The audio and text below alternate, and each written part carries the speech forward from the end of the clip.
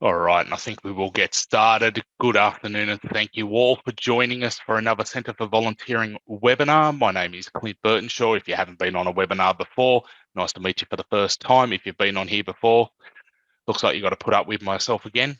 I am the Manager of Commonwealth Programs at the Centre, and it is my absolute pleasure to bring you another webinar in what has been a bit of an ongoing series for the last few months, where we are tackling topics that are all to do with volunteer management best practice, and hopefully giving you some hints and tips to make your programs, your volunteer management styles, your skills, and all that so much more better. And of course, we welcome your feedback all the time.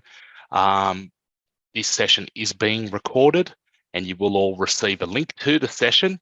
But there's also a little gimme in this. There's also a survey link, and I encourage you all. I know surveys are a pain in the backside.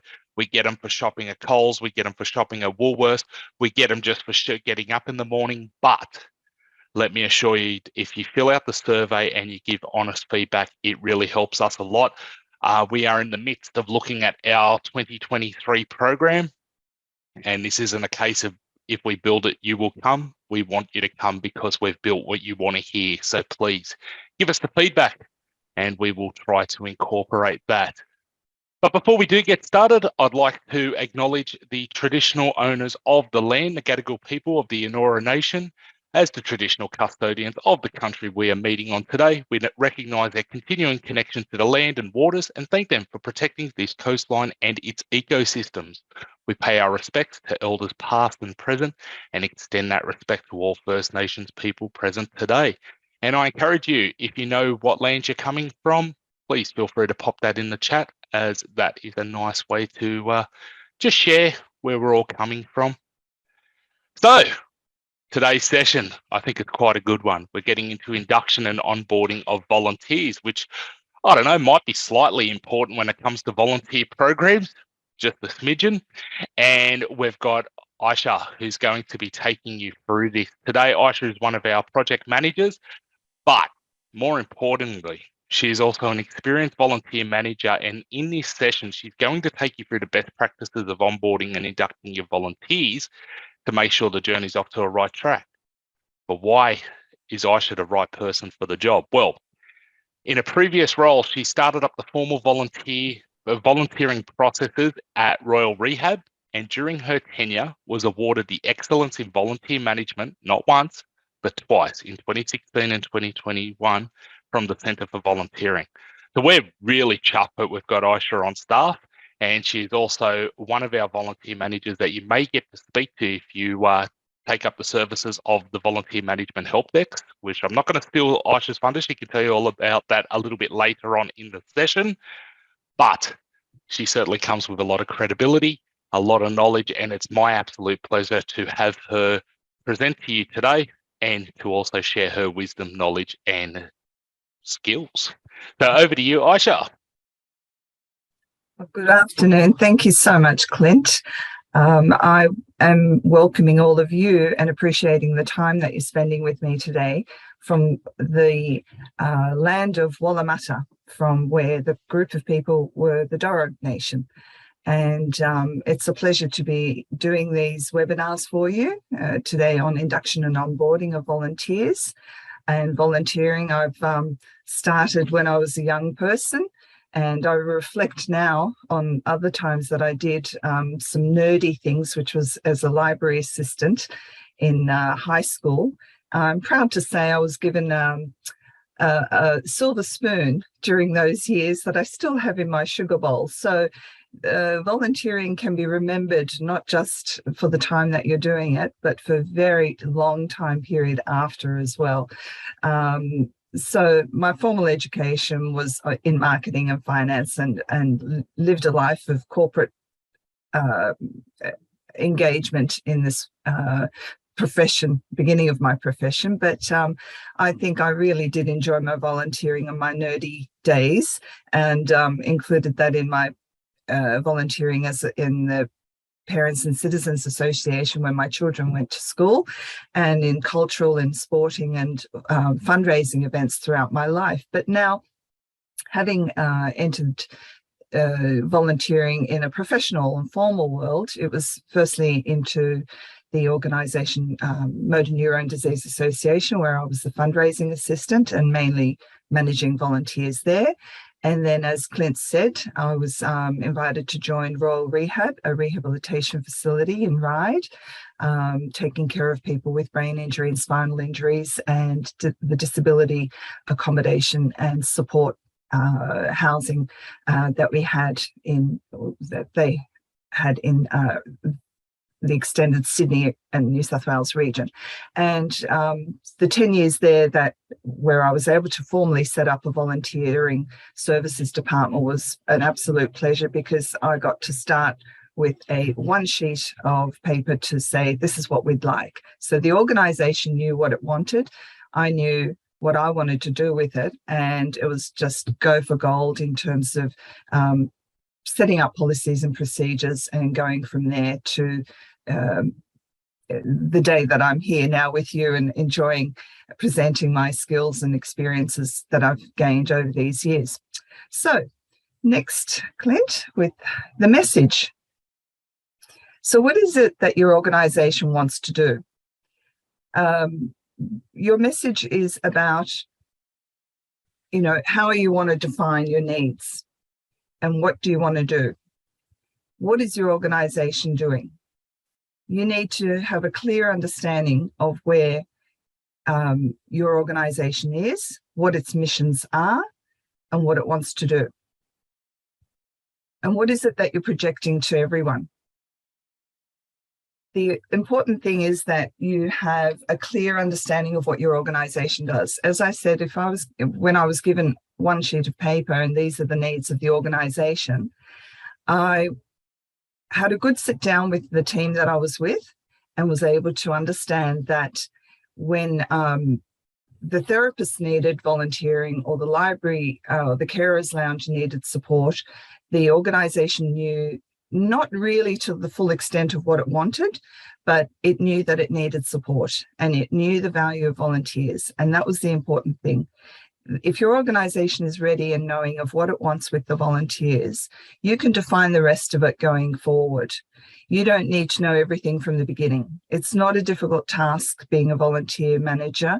It's important that you are clear in what you want to do and that you're in sync with the organisation in terms of knowing what it wants you to do.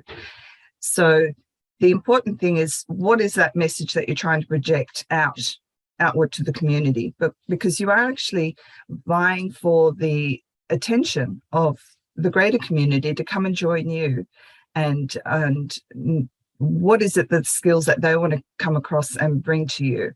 So you need to be able to define in pictures, your words, your videos, and the different languages that you may need to speak out to the larger, broader community.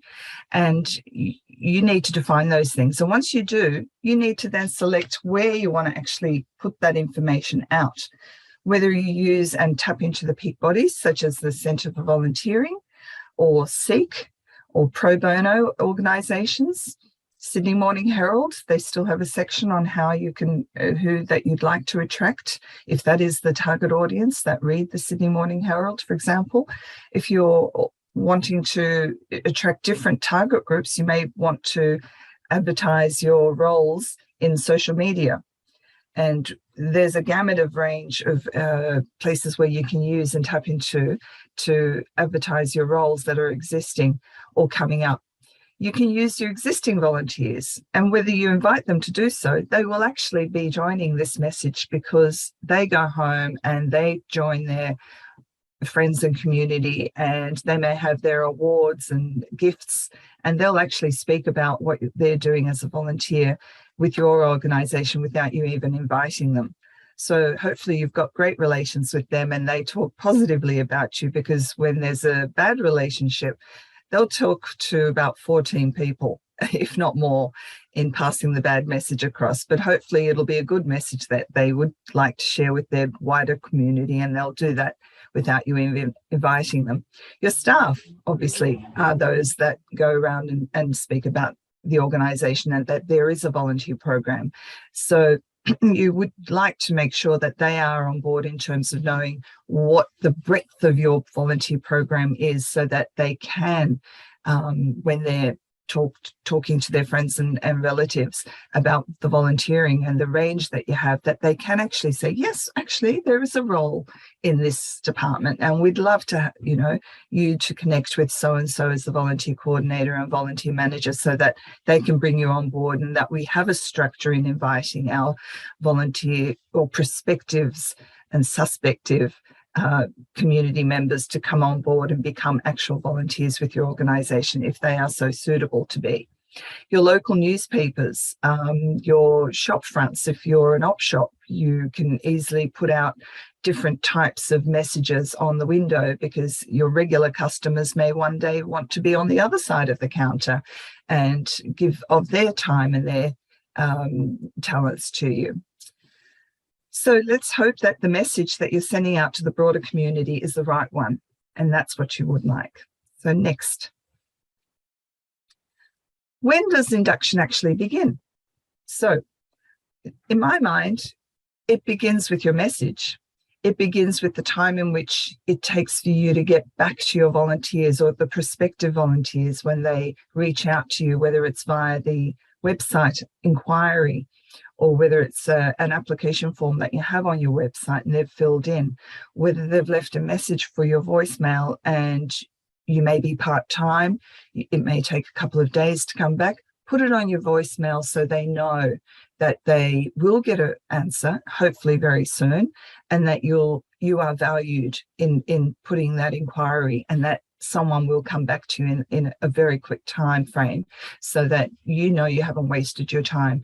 One of the experiences I gained at Royal Rehab was that I would inquire, where did you hear about us? When we meet the prospective volunteer, what made you decide to want to be part of Royal Rehab? And it was sad to hear that they actually said at some time, quite a few times, that they were it was because I was the only one that would respond to their call. And that, to me, said, if they've put out their effort in wanting to join you, you can't disrespect that. You need to come back, even if you don't have a role readily available. It may be some time. You can at least say to them, thank you for the call. We'll note it, do note it on your expression of interest spreadsheets, and see what they were interested in, what their availabilities were, and say, maybe in 6 months' time, we'll be able to come back to you because there may be an opening then. At least they know that they've been valued. They know that they are precious, and that what they're offering to you, if it's their time, if it's their talent, if it's their treasure, which may be that they're an artist and they want to engage in therapy. So you can engage them with recreational therapy with their talents. They may have lap rugs. They may want to donate things. They may be part of the fundraising team. They may actually want to be part of the foundation. They may actually want to be part of the board. So you don't know their skills until you've given them that respect of giving your time back to them and getting that information back from them. So before you start up the formal setting of inducting and orienting them to your organisation, you've actually well and truly started by returning in a timely manner back to their inquiry. So next, this conversation today will be mainly frameworked by the national standards involving volunteers. And the National Framework and Standards for Involving Volunteers is a great document. I highly recommend that you take time and read through it.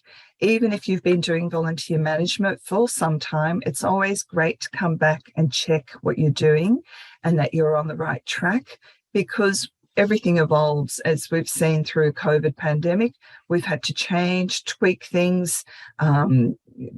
Your code of conducts have had to be revised, the timeframes in which volunteers could come in if they've had COVID, their rat testing, all that sort of thing. it shows that we're in a fluid environment. We can't just come on board and assume that everything's going to be the same and what we're doing is same old, same old. You may need to retwig things. Your services of the organisation may change, legislations change, so you need to be abreast of all of that. And your national standards is a fantastic skeleton and a framework from which you can start.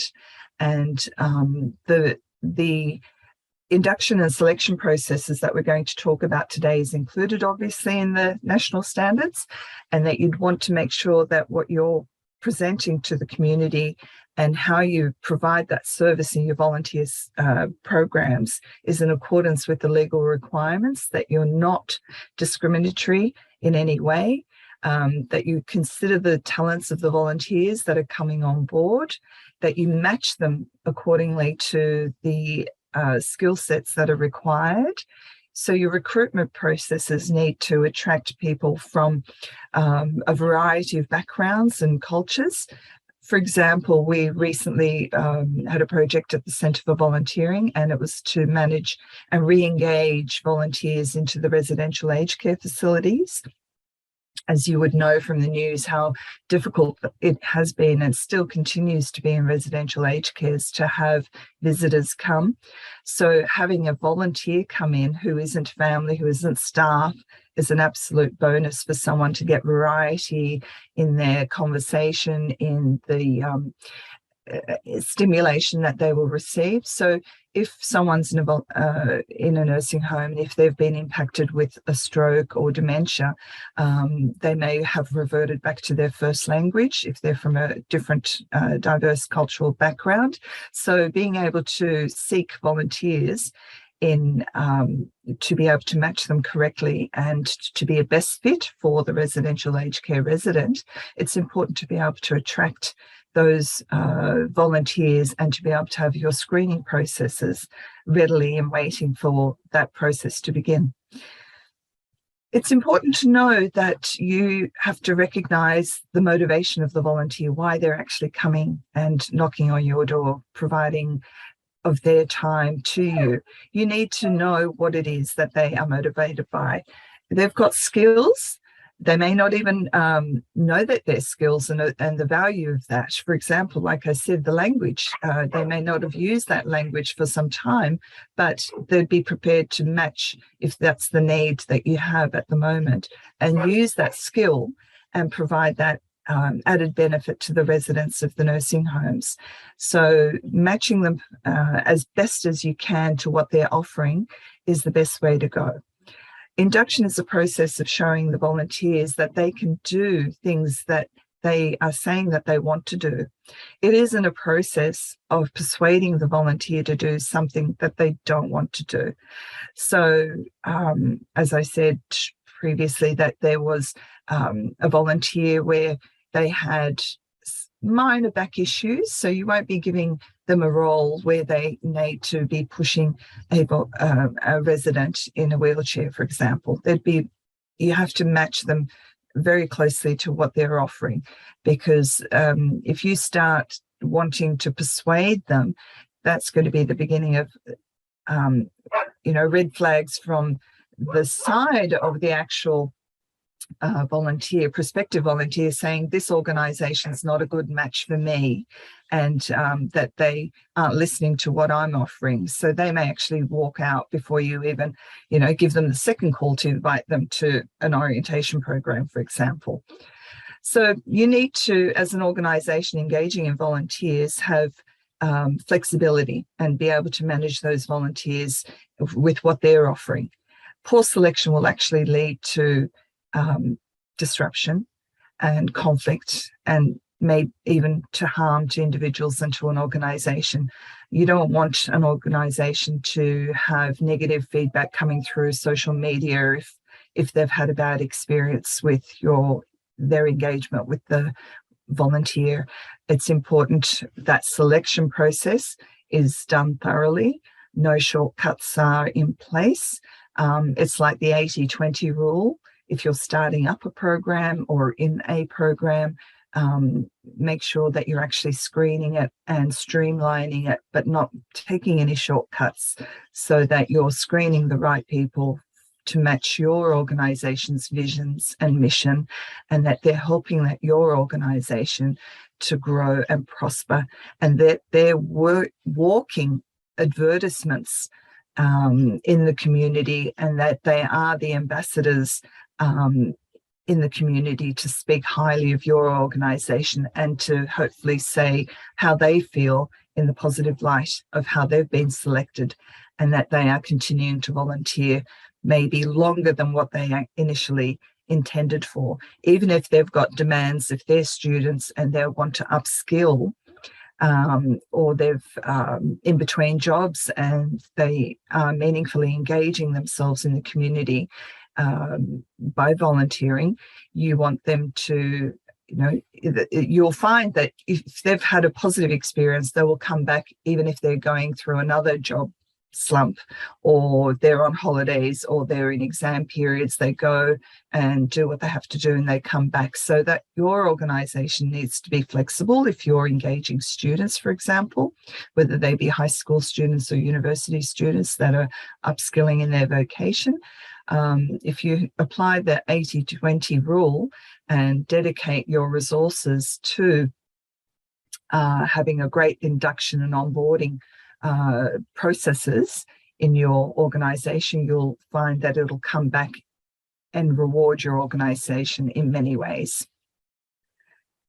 Next. So, as I touched briefly on the processes, I will repeat just so that it's double stitching and that we've got great volunteer managers out there in the organizations, and they're upskilling and knowing that these are processes that you need to have in place that work. And some may be applying to your organization, some may not. Obviously, I'll be speaking more from a rehab and raw rehab experience that I've had, and motor neurone disease that I've had, and the extended experience that I've seen throughout the work that I've done through the Centre for Volunteering and my own volunteering in the community. So once you've understood the motivations of the volunteers, you set up a meeting. It's a formal interview.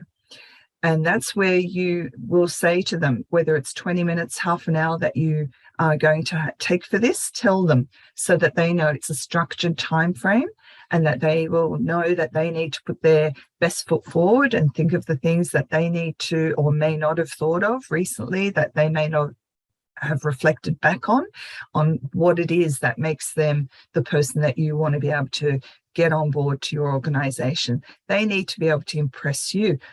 But it's it's not a one-way relationship. This is beginning of a two-way relationship. You've got to show your leadership skills in terms of what it is as a manager, what you will do for them, and how you will help them and lead them through the processes of volunteer engagement with your organization. You will then have that opportunity to be able to screen whether they're able to follow instructions, whether the perspective is able to be respectful with other cultural differences, how they can resolve conflict, if they've had any issues in the past or examples where they've shined in terms of being able to raise their grievance if they've had one and how it was resolved, if they've got any physical, mental, or need support in their you need to provide to them in your organization. If they're a person who uses a wheelchair, for example, you may need to go beforehand and make sure that the site that they will work in is going to be the right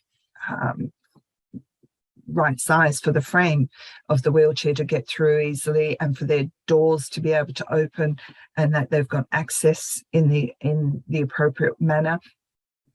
So that's really important, and you can screen all that and have that open conversation happening, and that they know that they're being listened to. That's really important from the get-go.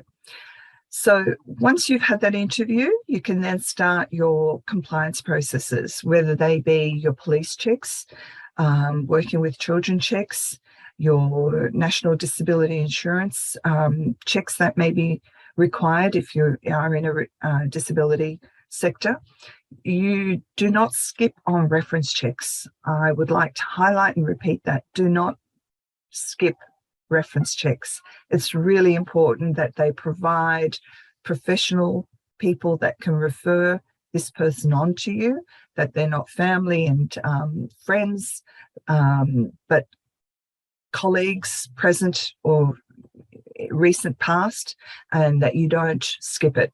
Make sure that you go back to the volunteer if the numbers aren't the contact numbers aren't working out or the emails aren't coming through. Sometimes it may mean that you've given them a call, because that's what the form was filling out, was with a phone call, but you're not getting through to them. Send them an email if you've got that opportunity. Ask the volunteer, can I have an email? And then just send the same things that you would ask in an email to the referee, and just get that response back before you progress this application further. So your training is the next part that you would like to invite. It can be in person or online, depending on the organisation. You may need or not require a person to do manual handling. For example, if they're in op shops, you need to have best practices in how that is done. If you're a volunteer organisation with the services like St John's Ambulance or SES, you obviously need to require that person to do their first aid training and that it is up to date. In a hospital setting, you'd need to have your hand hygiene and your COVID tests, and you need to provide that information to them and check that they've done it. Your compliance is also not about them doing it, but you actually make sure that it's noted on your compliance checklist that this person has completed it, and then put a reminder that that needs to happen, whether it's on an annual or twice a year, that this person needs to come back and do those tests and upgrade their skills if there is any changes.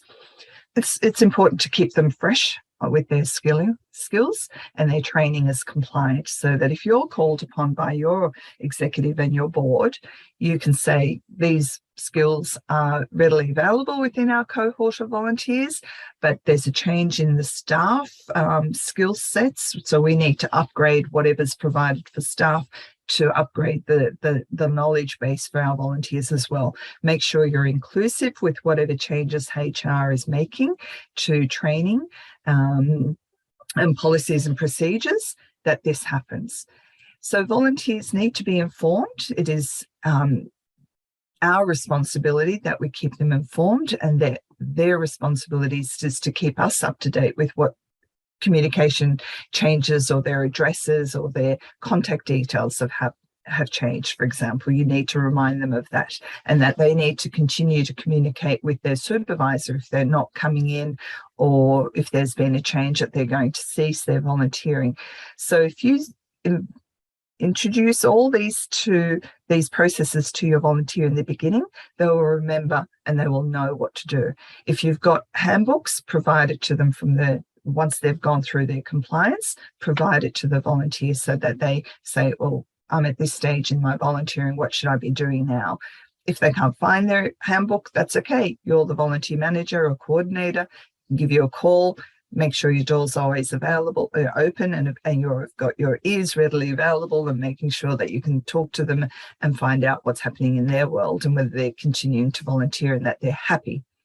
So you need to maintain your policies and documentation, and assign responsibilities with clear communications to your volunteers. And they need to feel that they are protected, and that your organisation has the necessary insurances in place, whether they're public liability or volunteer engagement insurances, that they're current, and that you do inform the volunteer that this is available, and then that gives the confidence in the volunteer that they know that the organisation values them and that they will be taken care of if anything should happen, for example. So next, I've already started to touch on compliance, but I will reiterate that it is important to have your insurances up to date, and that your policies are incredibly ready and changing and that you inform that if there is any change, that you get back to your volunteers, whether it's if it's an important policy change, for example, like during the COVID period, that you do write to them and that's in written form. It could be, if there are minor policy changes, you can actually have a regular once a month newsletter going out, and you could touch base and repeat things so that their education is up to date. If you've got memorandum of understandings between your volunteers and the organisations or your corporate volunteers, you can make sure that those policy changes are provided to them. You need to have, depending on your organisation, timesheets so that you can cover that back if need be for insurance purposes, and that it also reminds your staff of that they sign off on the timesheets of volunteers, or whether the volunteers, sometimes they may be young, they may be dismissive of this, but if you tell them that it's important for your insurances, they'll actually understand why it is a requirement and that it's necessary for them to do. And sometimes it's good for them to reflect back. If it's a student, for example, they may need to build a case for them to enter a certain vocation, and they're able to go back on their timesheet and say, well, I did this and I did that. And as a volunteer manager, you've got the same document. So you can actually verify it if it's called to, as a reference for some other purpose in future. So part of your documentation processes should be about the confidentiality and intellectual property, if that's what the volunteer has been engaging in. Your media consents, they all need to be signed off, and these compliance issues are critical. As a volunteer manager, I can't stress highly how important all these documentations are, particularly the risk matrix. If the volunteer is to be a event volunteer, for example, we used to have volunteers come and help out in the Granny Smith Festival, and that's a huge festival where almost 100,000, if not more, people would be out in the community enjoying themselves, and we would have people from our community, from Royal Rehab, perform. And can you imagine the risk matrix there with regard to mustering everybody, whether there's steps involved, where parking is, where to go if there is an incident, who to highlight if there is a near incident. So the main thing is that people feel that they can speak and raise concerns. If there's a near miss, it's so important for the volunteer to feel that they will be heard and that they can come to the volunteer manager and coordinator and say, hey, look at this is what's happened, I hope it doesn't cause an accident. So completing your risk matrix as a volunteer coordinator, go out to those areas, go out to those venues, check it for yourself, do your own, highly dangerous, highly probable, most unlikely scenarios, and then document it, share it with your events volunteers in this instance, and then make sure that they've signed off on it, so that that shows that they've read it and they're okay with it and that they are compliant. So it may sound as though it's quite daunting, all the compliance issues. It may be challenging for some people if they've got their own physical and emotional challenges. Some people come back to a cause. For example, with motor neurone disease, family members would often want to come back and volunteer and give back to the community that they have had a family member with motor neurone disease. I would strongly recommend that people who've had that emotional trauma, that they stay away from that organisation for about a year minimum, and it refreshes them and they see other things happening and other opportunities. And if they are steadfast in wanting to come back, as in join your organisation for that cause, I respect that and would be wanting to know that they are okay, because it may be a trigger whilst they're volunteering. They may come back and do hand massages and foot massages for people with motor neurone, but they may be able to manage their emotions, but some may not. So you are in a position where you need to screen that and go through your training processes and supervision and, observations, and make sure that they are okay. You don't want to have triggers. If it is happening, you want to be able to provide the support for them. If you've got assistance packages for your staff, like EAP, employee assistance packages, you make sure that that is documented at the get-go for your volunteers so that they know they can ring as a volunteer. They've got the rights and responsibilities to be able to tap in the resources of the organisations and enjoy the same benefits as staff. And that is available to them, and it's clearly communicated to them. Please do provide probationary periods and tell them that that is the case. On your volunteer application form, put it as a note. Once they've signed off on an application form, it isn't a guarantee that this is a position that is available to them. It's them putting their hand up and saying they want to volunteer with your organisation. You've got to go through the screening and inducting and onboarding, and then decide that they are ready and suitable for this role, and that you can come back to them in 3 months, or initially in the first day that they've started. You're actually also screening people as they do the job. For example, during the Granny Smith Festival, if they're competent, if they're compliant, if they're a team player, if they're enjoying, if they are allowing the person with the disability to enjoy, they're engaging not just with the wider community, but they're engaging with the person that they are meant to be caring for. If they're dismissive, if they walk around an IA wall during an event where they should be with the resident or the person that they're assigned to, you really do need to call them back in and have a serious conversation. So don't let that run away from you. The probationary periods, whether it's, initial communication to see if they're happy with what they're doing, 3-month period, or annual roles. So we get on to the next slide with orientation. Your organisation has resources. You don't want to waste it. So you want to make sure that your forms are signed off and your agreements are done.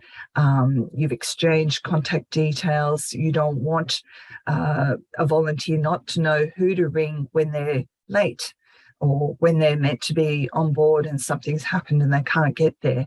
You want to be able to have all those contact details exchanged during all of the processing that I've mentioned earlier, so that the resources of your organisation aren't wasted.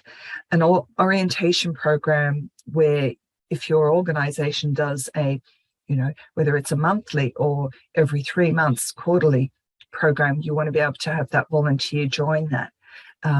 You want to invite the volunteer to the section of the orientation program. If it's a full day, it might be a bit too much for them.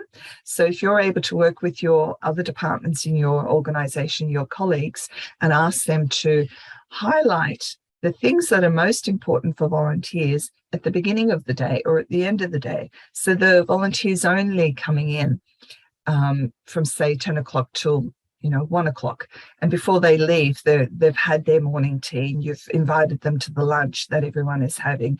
They get a broader idea of what the organisation's mission and vision is at orientation, and then they will actually see where they fit in to the bigger picture, and that they're an important and integral part of the organisation.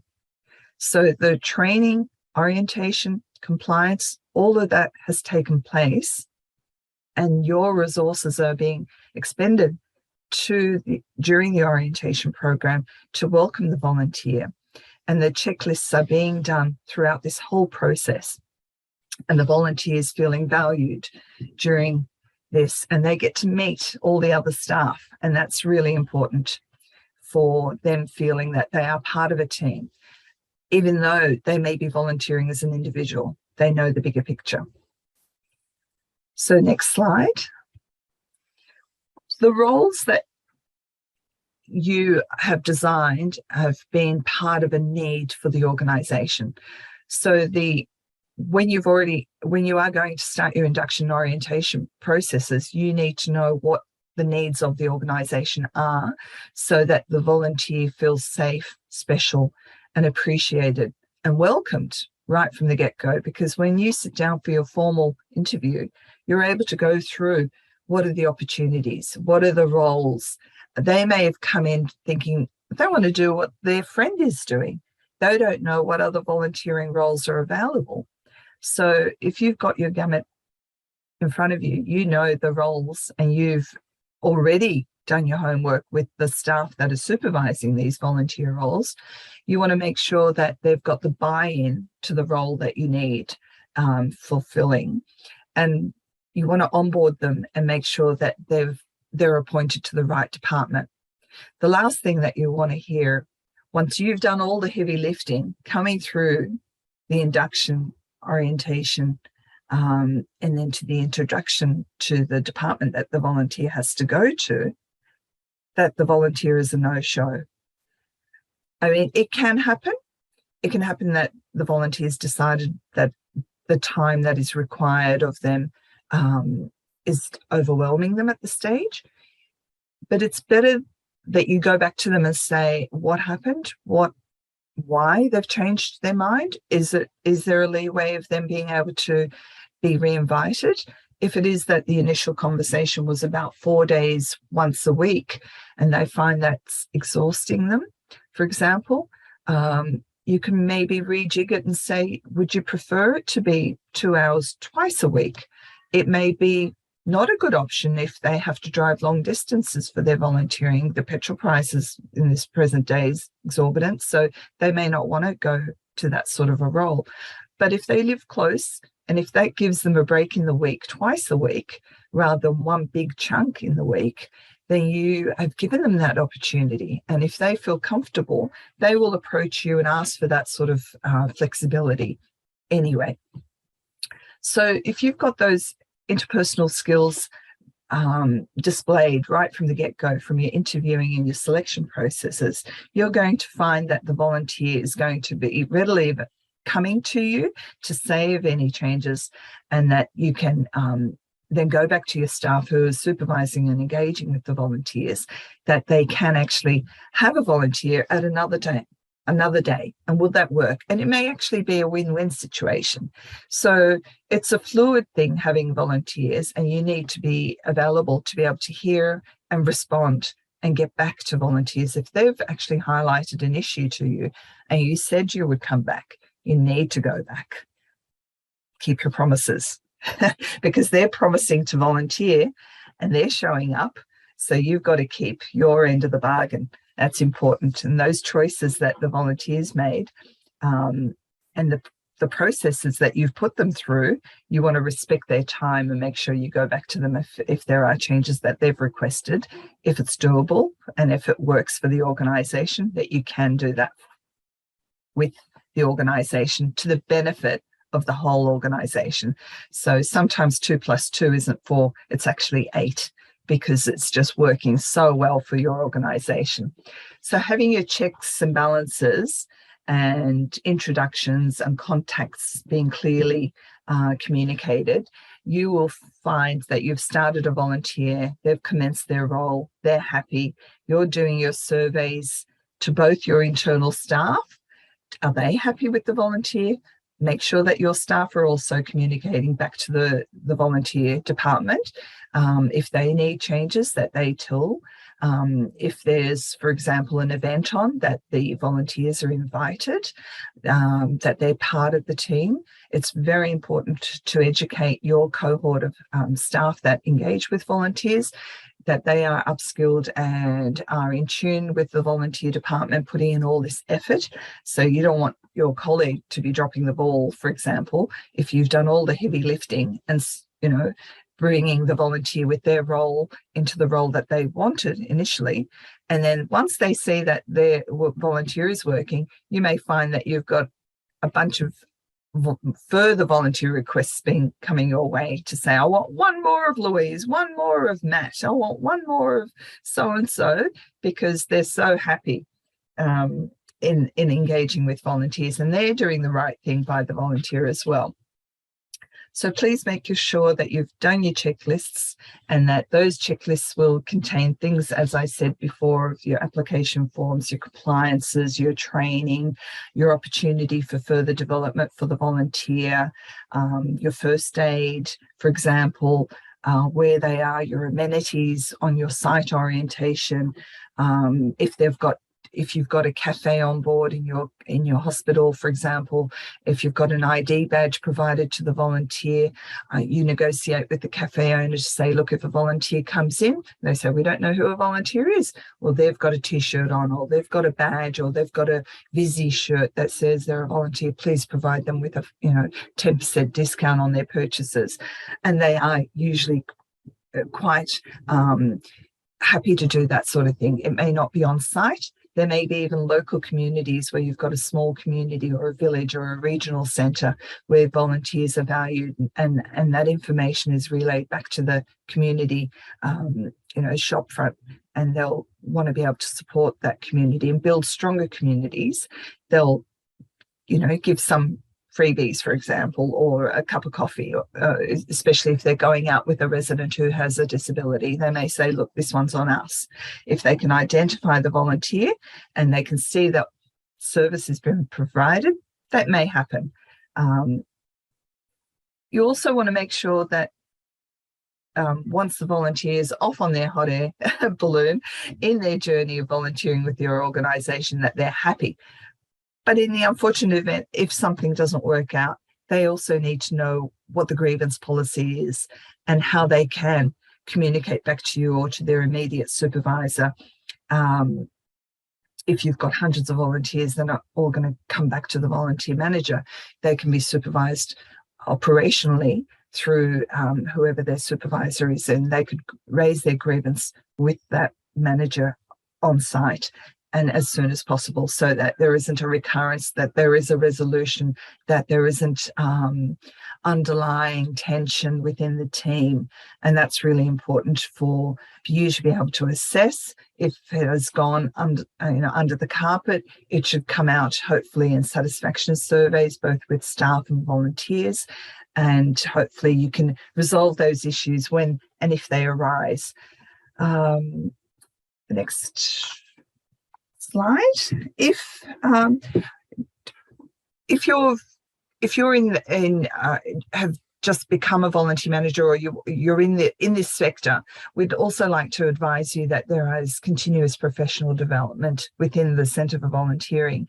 If you would like to increase your skills and develop further skills and get accreditation in this area with recruiting and supporting volunteers, you can call Colleen on the phone number on my slide, or you can email us for continuous professional development, and you can earn credit points towards your certification in this field.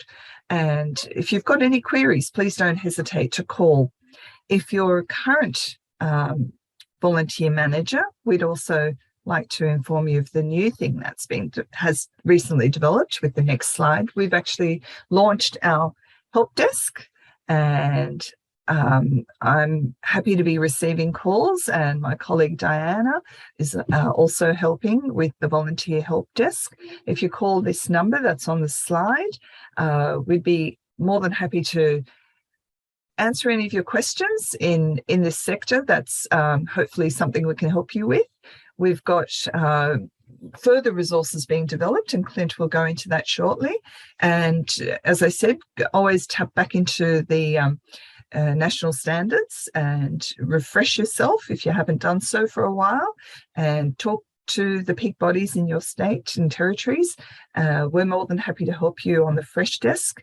And if there's any further tailoring that is required, we'd certainly make an appointment to come back to you and help you wherever we can. I've really enjoyed presenting to you today. So thank you so much for your time. It's very valuable. And I hope that the discussion that I've had has been helpful, and that you know where to go to and ask if there are further resources. I know that we have it, and other people bodies also. You can call us, email us. We've got the capacity to be able to hopefully help you out, and we'll open the chat line up shortly to be able to see if there are any further questions, and hopefully we'll see you next time. Thank you.